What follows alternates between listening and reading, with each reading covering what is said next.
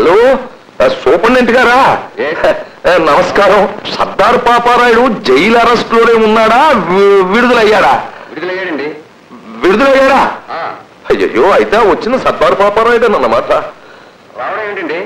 అవునండి, సరాసరి తిన్నగా మా ఇంటికి వచ్చి మనం విజయరాఘవరాజు గారి స్మారక నిధి కోసం వసూలు చేసాం చూడండి, ఆ డబ్బు బంగారం అవన్నీ ఎత్తు పారిపోయాడండి. పోతూ పోతూ మమ్మల్ని నౌకర్ని కలిపి తన్ని మరీ పారిపోయాడండి. ఈ విషయం ఐజీ గారికి, కమిషనర్ గారికి వెంటనే చెప్పాలి, చాలా అర్జెంటు. అయ్యో, డబ్బు దోచుకోడా? ఎప్పుడు? నువ్వు తడుదులు పడిపోయినప్పుడు. అంటే డబ్బేనా, బంగారం కూడా? మొత్తం అన్ని దోచుకుపోయాడు. అయ్యో, లక్షలు ఒక్క రోజులో 8 లక్షలు వచ్చినాయా అనుకున్నా. ఈ మూటండి ఇందాక అయిపోయిందా?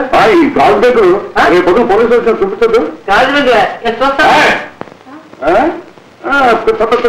ఎందుకు?